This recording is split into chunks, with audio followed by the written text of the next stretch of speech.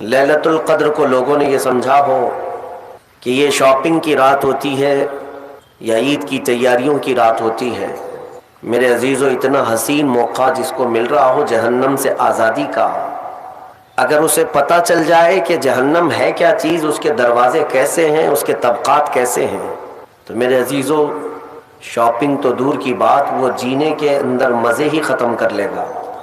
آج اللہ رب العزت کی بارگاہ میں اس کی خیرات مانگنے کا وقت ہے، اور میں شکر گزار ہوں مجلس منتظمہ کا، خصوصیت کے ساتھ رحمت عالم کمیٹی صدر و اراکین، جو ان حسین راتوں میں آپ کو ایک میدان میں جمع کر کے اللہ اس کے رسول کی یاد دلانے کی کوشش کرتے ہیں۔ یقیناً یہ ایک بہت ہی عظیم کام ہے۔ تھوڑی دیر اگر آپ اپنی طرف نظر ڈالیں گے تو احساس ہوگا آپ کو، ایسا نہیں کہ اس پورے علاقے میں اتنے ہی مسلمان رہتے ہیں، بلکہ ہزاروں اور لاکھوں کی تعداد اور ہے جو یا تو بازار کی زینت بنے ہوں گے، یا سڑکوں پر ہوں گے، یا کچھ بستروں پر ہوں گے، لیکن ان سب میں اللہ رب العزت نے تمہیں اپنے ذکر کے لیے چنا ہے، اور اپنے حبیب پاک صلی اللہ تعالیٰ علیہ وسلم کی مدح سرائی سننے کے لیے اللہ نے آپ کا انتخاب کیا ہے۔ یہ اس پروردگار کا کتنا بڑا احسان ہے کہ لاکھوں کے ہوتے ہوئے ہم جیسوں کو اپنے ذکر کے لیے منتخب کیا۔ آپ شکر بجا لائیں اللہ رب العزت کا کہ آج کی اس رات مولا تو نے ہمیں بے حیائی اور خرافات سے بچا کر اپنے اور اپنے محبوب کے ذکر جمیل میں لگایا۔ حدیث پاک میں میرے آقا صلی اللہ علیہ وسلم فرماتے ہیں، جب رب تبارک و تعالی کسی بندے کے ساتھ بھلائی کا ارادہ فرماتا ہے تو اسے دین کی طرف دعوت دیتا ہے، دین کی طرف راستہ دکھاتا ہے، یا دین کی سمجھ اسے عطا کرتا ہے۔ اور ایک روایت میں ہے کہ جب اللہ تعالیٰ کسی بندے کے ساتھ بھلائی کا ارادہ فرماتا ہے تو اسے اپنے گھر کا راستہ آسان کرتا ہے، یعنی مسجدوں کی طرف اللہ اسے بلاتا ہے۔ اللہ کریم آپ سب کی رمضان کی عبادتیں، روزے، تراویح، ذکر و اذکار، صدقات و خیرات و زکوٰۃ سب قبول فرمائے۔ عزیزان گرامی، آج توبہ کی بھی رات ہے، یہ توبہ کی رات ہے۔ بعض صوفیہ اکرام اس کو توبہ کی رات سے بھی منسوب کرتے ہیں کہ اس سے بہتر موقع کب ملے گا آپ کو کہ خود رحمان یہ فرما رہا ہے کہ کوئی ہے مجھ سے بخشش طلب کرے میں اسے معاف کر دوں۔ تو یہ آج کی رات توبہ اسی لیے بھی میں عرض کر رہا ہوں کہ اللہ نے سورہ نور میں ارشاد فرمایا وَتُوبُوا إِلَى اللَّهِ جَمِيعًا أَيُّهَا الْمُؤْمِنُونَ لَعَلَّكُمْ تُفْلِحُونَ، اے ایمان والو تم سب کے سب مل کر کے اللہ کی بارگاہ میں توبہ کرو، ان قریب کامیاب ہو جاؤ گے۔ یعنی توبہ کو بھی رب ذوالجلال نے فرمایا تمہاری کامیابی کی سیڑھی ہے۔ ظاہر سی بات ہے کہ جب بہت سارے مرض جسم پر لگ جائیں تو علاج اگر نہیں کرانا چاہتے ہو، ڈاکٹر کے پاس جانا نہیں چاہتے ہو، پرہیز کرنا نہیں چاہتے ہو، تو پھر مرنے کے لیے تیار ہو جاؤ۔ بیماریاں کئی لگ گئی اور تم چاہتے بھی نہیں کہ علاج کرائیں، تو پھر مرنے کے لیے تیار ہو جاؤ۔ میرے عزیزو، آج ہزاروں بیماریاں ہمارے معاشرے میں گھر کر چکی ہیں، اور ان بیماریوں کا ایک علاج یہ بھی ہے کہ بارگاہ رب العزت میں حاضر ہو کر کے اپنے پچھلے تمام گناہوں سے توبہ کر لیں۔ اور میرا مولا فرماتا ان اللہ یحب التوابین ویحب المتطہرین، بے شک اللہ تعالیٰ توبہ کرنے والے اور پاکیزہ رہنے والوں کو پسند فرماتا ہے۔ توبہ کرنے والوں کو اللہ تبارک و تعالیٰ پسند فرماتا ہے۔ کس چیز سے توبہ کرنے والے ہیں آپ؟ کسی کو اگر ایسا لگتا ہے میرے کیا گناہ ہے، میرے عزیزو اس قدر بوجھ ہے کہ آپ اندازہ بھی نہیں کر سکتے۔ آج کی رات کسی کو غرور اور گھمنڈ بھی نہ آئے کہ میں نے رمضان کی پوری تراویح پڑھ لی ہے، پورے روزے رکھ لیے، میرا کیا ہے۔ حساب کتاب میں اگر ہم عدل کے ترازو پر تولے جائیں تو پتہ نہیں ایک ہی روزے میں پھنس جائیں۔ اس لیے اور بھی دیگر بہت ساری بیماریاں گھر کر چکی ہیں۔ آج کی رات توبہ کرنا ہے۔ اے نوجوانوں، لوٹ آؤ، تمہارا رب تمہارے انتظار میں۔ یہ حدیث پاک کے الفاظ میں آپ کے سامنے رکھتا ہوں۔ میرے آقا صلی اللہ تعالیٰ علیہ وسلم نے صحابہ سے پوچھا کہ اے میرے صحابہ بتاؤ، ایک شخص صحرا میں سفر کر رہا ہے۔ صحرا میں، صحرا آپ نے دیکھا نہیں ہوگا، ڈیزرٹ، ہم دیکھیں افریقہ کے صحرا اور مصر کے صحرا کو 200 کلومیٹر 300 کلومیٹر تک ایک درخت بھی نہیں نظر آتا، چاروں طرف سے میدان، آسمان ایسا لگتا ہے کہ زمین سے لگا ہوا ہے، جس طرف بھی منہ کرو راستہ تو کچھ ہے نہیں، ریت میں چلنا ہے۔ تو صحرا کی موت بھی مشہور ہے تاریخ میں. اگر کوئی صحرا میں بھٹک جاتا تو پیاس کی شدت سے وہ صحرا میں مر جاتے. ہزاروں کی لاشیں وہاں ریت میں پڑی رہتی ہیں, راستہ بھٹک جاتے تھے, کیونکہ وہاں کوئی راستہ بنا ہوا ہے, ڈائریکشن پتہ ہی نہیں چلتا کدھر جانا ہے, جس طرف بھی جاؤ سیدھا ہی لگتا ہے. صحرا میں ایک بندہ سفر کر رہا ہے, حضور نے مثالاً عرض کیا, ارشاد فرمایا مثال کے ساتھ. میرے آقا فرماتے ہیں وہ اپنی اونٹنی کے ساتھ, اپنے ساز و سامان کے ساتھ صحرا میں سفر کر رہا تھا. بیچ میں راستے میں تھک گیا اور سونے کے لیے ایک جگہ بیٹھا. سویا تو سو کر جب بیدار ہوا تو دیکھا اس کی اونٹنی ساز و سامان سمیت غائب ہے. پورا اس کا توشہ دان, سارا ساز و سامان اور اونٹنی کے ساتھ غائب ہے. اب سفر کرے گا کیسے, صحرا میں جائے گا کدھر؟ اٹھنے کے بعد بہت تلاشا, اس کا اونٹ اسے نہیں ملا, نہ اس کا ساز و سامان. بھوک بھی شدت کی, پیاس بھی شدت کی. اب سفر اس کے لیے موت کا قریب کا وقت ہے, تھک گیا. میرے عزیزوں, واپس وہ تھک ہار کر کے ایک جگہ سویا, ایک جگہ سو گیا. اور جب نیند سے بیدار ہوا تو دیکھا اس کی اونٹنی ساز و سامان کے ساتھ اس کے پاس کھڑی ہے. توجہ چاہتا ہوں. اب میرے آقا صلی اللہ علیہ وسلم صحابہ سے پوچھتے ہیں, یہ مثال عربوں کو دی گئی تھی کیونکہ وہ اونٹ کے سفر کو بھی جانتے تھے اور صحرا کو بھی جانتے تھے. حضور نے پوچھا صحابہ سے, اس اونٹنی والے کو کتنی خوشی ہوگی, تھک ہار کر کے ساری امیدیں ختم ہو گئی تھی, پھر اچانک اس کو ساز و سامان کے ساتھ اس کی سواری مل گئی تو کتنی خوشی ہوگی. صحابہ نے کہا یا رسول اللہ, اس کی زندگی کی وہ سب سے بڑی خوشی ہوگی, کیونکہ اس کی کھوئی ہوئی چیز مل گئی, اس کا راستہ اب آسان ہو جائے گا, اس کے زندہ رہنے کی امیدیں جاگ گئی. نبی اکرم صلی اللہ تعالی علیہ وسلم ارشاد فرماتے ہیں بلا تشبیہ و بلا تمثیل, میرے آقا فرماتے ہیں اے میرے صحابہ, اس سے زیادہ خوشی جب بندہ گناہوں سے توبہ کر کے آتا ہے تو مولا خوش ہوتا ہے کہ میرا بندہ میرے پاس واپس آ گیا, میرا بندہ میرے پاس واپس آ گیا. اور رب تبارک و تعالیٰ فرشتوں پر رشک فرماتا ہے, جب بھٹکا ہوا کوئی واپس اپنے راستے پر آتا ہے تو رحمان خوش ہوتا ہے.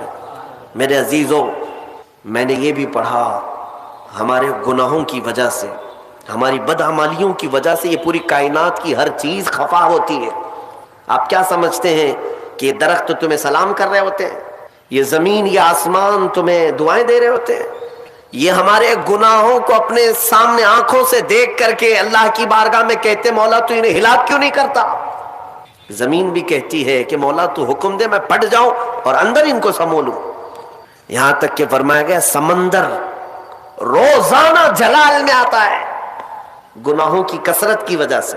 یہ جو عیاشیاں زمین پر کرتے ہیں بندے, اللہ کی زمین ہے, سلطنت اس کی ہے, حکومت اسی کی ہے, کھاتے اسی کا ہو, پیتے اسی کا ہو, اور نافرمانی اسی کی زمین پر, تو سمندر روزانہ 2 مرتبہ جلال میں آتا ہے, غصے میں آتا ہے, اور باہر نکل کر کے آتا ہے اور کہتا ہے مولا تو مجھے حکم دے دے, اجازت دے دے, میں ایسی تباہی لاؤں گا کہ ان کے گھروں کے چھتیں اکھڑ جائیں اور ان کا نشان ختم ہو جائے. رب تبارک و تعالیٰ کا حکم ہوتا ہے سمندر تو واپس چلا جا, میں اپنے بندوں کے توبہ کا انتظار کر رہا ہوں. سمندر کو واپس کر دیا جاتا ہے. آپ دیکھیں پانی ابال کھاتا ہے, موجیں تھپیڑے مارتے ہوئے کنارے تک آتی ہیں اور پھر چلی جاتی ہیں, پھر چلی جاتی ہیں. بزرگوں نے فرمایا روزانہ سمندر اجازت مانگتا ہے کہ ان کے گناہوں کی پاداش میں انہیں تباہ کر دوں, لیکن میرے عزیزوں وہ رحمان ہے جو اپنے بندوں سے ماؤں سے زیادہ پیار کرتا ہے, ماؤں سے زیادہ رحم فرماتا ہے. میں نے ایک روایت پڑھی تھی, حضرت ایوب علیہ الصلوۃ والتسلیم اللہ رب العزت کی بارگاہ میں عرض کرتے ہیں کہ مولا یہ جب بہت زیادہ گناہ کرتے ہیں تو ان سب کو ہلاک کیوں نہیں کرتا, فوراً ان کے گناہوں پر ان کی ہلاکت کیوں نہیں آتی. آپ سے کہا گیا, آپ کو حکم ہوا کہ آپ مٹی کے مٹکے بنائیں, خوبصورت سے خوبصورت, حکم خدا تھا تو وہ بنانے پر لگ گئے, الگ الگ رنگ کے, الگ الگ نقش و نگار کے بنا کر کے تیار ہوئے. تو رب تعالیٰ نے فرمایا اب ایک لائن سے ایک ایک کو توڑتے آؤ. بنانے کا حکم ہوا اور اس کے بعد توڑنے کا حکم ہوا. جب توڑنا چاہ رہے تھے تو ان کو یاد آ رہی تھی چیزیں, کہ میں نے اس کو اتنی محنت سے بنایا، اتنے نقش و نگار اس میں کیے، اس کو توڑنا ہے، اس کو توڑنا ہے. ان کا دل پسیج گیا کہ اپنی محنت سے ہاتھوں سے بنایا ہوا یہ مٹکا ہے، اس کو اپنے ہاتھوں سے توڑ دو. حکم تھا رب تعالیٰ کا. تو رب تبارک و تعالیٰ نے فرمایا ایوب تم نے مٹی کے مٹکے ہاتھوں سے بنائے اور توڑنے کا تمہارا دل نہیں کرتا، یہ پورے بندے میری دستے قدرت سے بنائے ہوئے ہیں. یہ رب تبارک و تعالیٰ کی مخلوق ہے، کیا میں ان کو ایسے ہی ہلاک کر دوں؟ میرے عزیزو جلدی عذاب نہیں آتا. چوریاں بھی عروج پر ہوتی ہیں، زنا بھی عروج پر ہوتے ہیں، ڈکیت بھی ہوتے رہتے ہیں، لیکن پھر بھی مولا کریم مہلت پر مہلت دیتا ہے، مہلت پر مہلت. جلد کسی کے گناہوں کو آشکار بھی نہیں کیا جاتا. ہاں حضرت عمر فاروق رضی اللہ تعالیٰ عنہ کے زمانے میں ایک شخص شراب کے جرم میں پکڑا گیا، اس کو سزا کے لیے لایا گیا. تو اس نے کہا کہ حضور معاف کر دیں، میرا پہلا جرم ہے، اس کے بعد نہیں کروں گا. آپ نے فرمایا تو جھوٹ بولتا ہے، تو جھوٹ بولتا ہے. کہا کہ نہیں سچ کہہ رہا ہوں کہ پہلی بار پکڑا گیا ہوں، پہلی بار میں نے ایسا کیا ہے. انہوں نے کہا نہیں تو جھوٹ بولتا ہے. جب سختی کی گئی تو پتا چلا اس نے اس سے پہلے 10 بار کیا ہے. لوگوں نے پوچھا آپ اتنا یقین کے ساتھ کیسے کہہ رہے؟ امیر المومنین نے فرمایا مجھے میرے رب کی ذات پر یقین ہے، وہ پہلے گناہ پر جلدی پکڑ نہیں کرتا، چھپاتا ہے. مولانا روم رحمۃ اللہ تعالی علیہ فرماتے ہیں مثنوی میں، آپ کو میں بتاتا ہوں میرے عزیزو، آج پلٹنے کی رات ہے، آج واپس بارگاہ رب میں آنے کی رات ہے. میں نوجوانوں سے آج صرف اپیل کر سکتا ہوں، چھوڑو اس لال و رنگ کی دنیا کو، اس سے ہونا کچھ نہیں ہے سوائے داغ دھبے کے. تم اپنی زندگی کو اگر عیاشیوں کے نظر کر دو گے کہ کچھ نہیں حاصل ہونا ہے، کچھ نہیں حاصل ہونا ہے. ان گناہوں کی لذت زیادہ دیر کی نہیں، بہت جلدی ایکسپائر ہو جاتی ہے. اور نیکیوں کی لذت قبر نہیں حشر میں بھی باقی رہتی ہے. چھوڑ دو ان زندگیوں کو اور واپس آؤ بارگاہ مولا میں. مولانا روم فرماتے ہیں مدینے میں ایک سارنگی رہتا تھا، سارنگی بانسری بجانے والا، اسی سے اس کی کمائی چلتی تھی. بجاتا تھا سریلی آواز، سریلی اس سے میوزک نکلتی تھی، لوگ سنتے تھے. وقت گزرتا گیا، اسی کی کمائی میں چلتے رہے. لیکن ایک بات یاد رکھنا ہے نوجوانوں، وقت سب کے ساتھ ہمیشہ ویسا نہیں رہتا. آج جو نوجوان ہیں کل بوڑھے ہو جائیں گے. آج بہت سارے نوجوان یہ سمجھتے ہیں کہ مجھے کیا فرق ہے، میرے پاس طاقت ہے، قوت ہے، میرے پاس مال ہے، میں جو چاہوں کر لوں گا. وقت سب کے ساتھ یکساں نہیں رہتا، بہت جلدی چیزیں زائل ہو جاتی ہیں، ختم ہو جاتی ہیں. ہم نے ان لوگوں کو بھی دیکھا ہے جن کے بارے میں، ابھی میں زیادہ پرانی بات نہیں کر رہا ہوں، 10 سال پہلے کی بات، جن کا یہ اعلان تھا کہ اتنا مال ہے کہ ہماری 7 پشتیں کھا سکتی ہیں، لیکن اسی بندے کو میں آج دیکھتا ہوں وہ 10-10 روپے مانگتا ہے، 10-10 روپیہ آج بھی مانگتا ہے. کہاں گئی دولت؟ ایک حالت میں ہمیشہ انسان نہیں رہتا، بدل جایا کرتی ہیں کیفیتیں. وہ سارنگی جو زندگی بھر بانسری بجا بجا کر کے پیسہ کماتا تھا، 80 سال کا ہو گیا، سانس پھولنے لگی. اب جب سانس پھولنے لگی تو بانسری بجتی نہیں، لے ٹوٹ جاتی ہے. لوگ نہیں سنتے تھے، کہتے تھے بڑھاپے میں اس کی بانسری بجتی ہی نہیں، کیا بات اس کی باجے کو سنے. لوگ چھوڑ چھوڑ کر کے جانے لگے، نہ کوئی محفل گرم ہوتی، نہ کوئی اس کو پیسہ دینے والا تھا. اور اب تو ایسے حالت ہو گئی کہ اس بوڑھے کے 80 سال کی عمر میں پیٹ کے لالے پڑ گئے، کھانے پینے کے لیے کچھ نہیں ہے. جو کچھ بھی ملتا تھا وہ بانسری کے بجانے سے ملتا تھا. تھک ہار کر کے اپنی بانسری کو لے کر کے آیا جنت البقیع قبرستان، مدینہ طیبہ کا مشہور قبرستان. غالباً ایسی کوئی مقدس رات رہی ہوگی، یہ حضرت عمر فاروق کا زمانہ ہے. رات کافی ہو چکی، مدینہ سو رہا، مدینے کے لوگ سو رہے ہیں. اور وہ قبرستان میں آیا اور قبروں کو دیکھنے لگا. کہا عنقریب میرا بھی یہیں جانا ہے، مجھے بھی منو مٹی تلے اب دب جانا ہے. چند لمحوں کا میں مہمان ہوں، چند دنوں کا پتہ نہیں. اور زندگی بھر بانسری بجا بجا کر کے کھاتا رہا. آج کے دن اس نے کیا کیا، بانسری اٹھایا اور توڑ دیا، لکڑی کی ہوتی تھی، توڑ دیا اور کہا اے رحمان تیرا بندہ ہوں، دنیا نے مجھے کھلانا پلانا چھوڑ دیا ہے، کیا اب تو بھی نہیں کھلائے گا، کیا تو بھی نہیں پلائے گا؟ وہ پکارتا رہا اور روتا رہا اور کہا میرے پاس اس کے علاوہ اب کوئی دروازہ باقی نہیں ہے کہ میں پلٹ کر کسی اور سے سوال کروں. لوگ عزت دیا کرتے تھے، بانسری والا، سارنگی والا بڑی میٹھی آواز میں بجاتا تھا. آج جب ایسی کیفیت آئی تو سارنگی بانسری توڑ دیا اور پکارتا پکارتا تھک ہار کر اسی قبرستان میں مٹی میں ہی سو گیا، تھک کر کے گر گیا نیچے. جانتے ہیں سیدنا عمر ابن خطاب رضی اللہ تعالیٰ عنہ مسجد نبوی میں رات کے وقت قرآن پڑھ رہے تھے، عبادت میں مشغول تھے. آپ کی آنکھیں کیا بند ہوئی، مصطفیٰ کریم صلی اللہ تعالیٰ علیہ وسلم تشریف لائے. کہا عمر اٹھو مسجد سے، جاؤ جنت البقیع میں میرا ایک غریب امتی بھوکا ہے، میرا ایک غریب امتی بھوکا ہے، میرے رب نے حکم دیا کہ اس کے کھانے پینے کا انتظام کرو. اللہ اکبر. حضرت عمر بیدار ہوئے کہ رسول پاک صلی اللہ علیہ وسلم حکم فرمائے اور رحمان کا حکم آیا کہ کوئی کھانے کے لیے مجبور ہے. تو حضرت عمر کہتے ہیں کہ ضرور کوئی مقدس مہمان ہے میرے مصطفیٰ کا، کوئی مقدس مہمان ہے، کوئی بڑا نیکوکار آدمی ہے جس کے لیے مولا نے حکم فرمایا.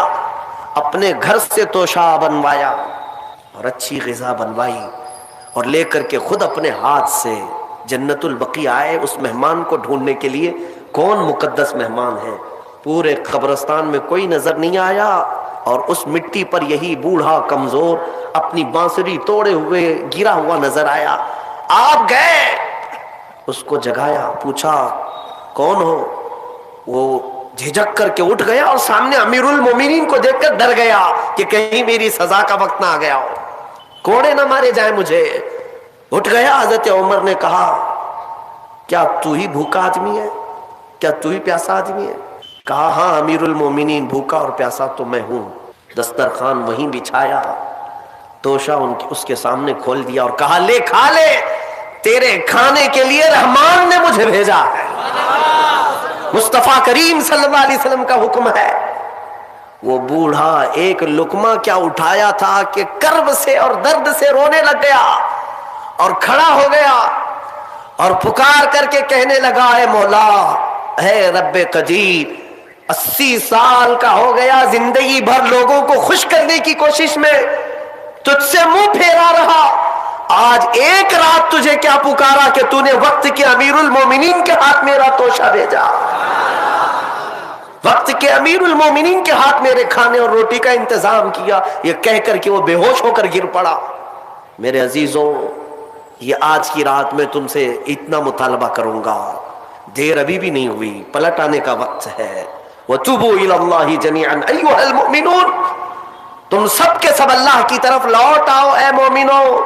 میرا مولا فرماتا ہے لعلکم تفلحون، ان قریب تم کامیاب ہو جاؤ گے، تم کامیاب ہو جاؤ گے. 80 سال اگر مولا سے دور بھاگتا تھا، ایک بار اسے کیا پکارا. اسی کو تو اقبال نے کہا تھا وہ ایک سجدہ جسے تو گراں سمجھتا ہے، وہ ایک سجدہ جسے تو گراں سمجھتا ہے، ارے 1000 سجدوں سے دیتا ہے آدمی کو نجات. ادھر ادھر سر جھکانے سے تیرے سر کو اگر کوئی چیز بچا سکتی ہے تو میرے رب کا سجدہ ہے. یہاں جھک گئے تو مولا ہر جگہ جھکنے سے بچا لے گا، یہاں کے فقیر ہو گئے تو مولا ہر جگہ کے فقر سے بچائے گا، اس بارگاہ کے محتاج ہو گئے تو دنیا کی محتاجی سے بچائے گا. میرے عزیزوں، میں آپ کو اور ایک بات عرض کر کے، حالانکہ میرا عنوان الگ ہے، میں صرف رات کی بات تھی تو میں سوچا کہ تمہیں دعوت دے کر کے چلا جاؤں. آج کی جو رات ہے وہ توبہ کی رات ہے، شاپنگ میں اور عیاشی میں گزارنے کی رات نہیں. حبیب اجمی کا نام سنا ہوگا آپ نے، بغداد کے رہنے والے مشہور مالدار شخص، پیسہ بہت تھا لیکن معاملہ یہ تھا کہ سود پر پیسہ، سود کا کاروبار، لوگوں کو سود دینا، لوگوں سے سود لینا، یہ کاروبار چلتا تھا. مسلمانوں اگر اپنے معاشرے میں سود کی بلا ہے تو فوراً توبہ کر لو. میرے آقا صلی اللہ علیہ وسلم کا فرمان عالی شان ہے، جس نے سود کا ایک لقمہ کھایا وہ گناہ اتنا بڑا ہے کہ جیسے کہ کعبے کے سامنے اس نے اپنی ماں سے زنا کیا. یہ بہت خطرناک چیز ہے، لوگ اس کو آج ہلکے میں لیتے ہیں. پیسہ ڈبل کرنے والا سسٹم مسلمانوں کو بہت جلدی پسند آتا ہے. کوئی بھی آ جائے کمپنی، چیٹ فنڈ کمپنیاں صرف مسلمانوں کے محلے میں ہی کامیاب ہوتی ہیں، باقی جگہ نہیں. لاکھ روپے دو اور تم گھر میں نواب صاحب بیٹھے رہو، ہر مہینہ 10-10 ہزار آتا رہے. یہ پتہ ہی نہیں کہ کس طرح سے آتا ہے. تمہارے گھر میں آنے والا ایک لقمہ بھی تمہاری تحقیق کے بغیر نہیں آنا چاہیے. تم مسلمان ہو. ایک سکہ بھی تمہارے گھر میں بغیر تحقیق کا نہیں آنا چاہیے. اگر مشکوک یعنی جس میں شک ہے، حرام کی بات نہیں کر رہا ہوں، حرام تو بڑی بات ہے، جس مال میں شک ہے اس مشکوک مال کا بھی ایک لقمہ کھا لیا تو اولاد بگڑ جاتی ہے.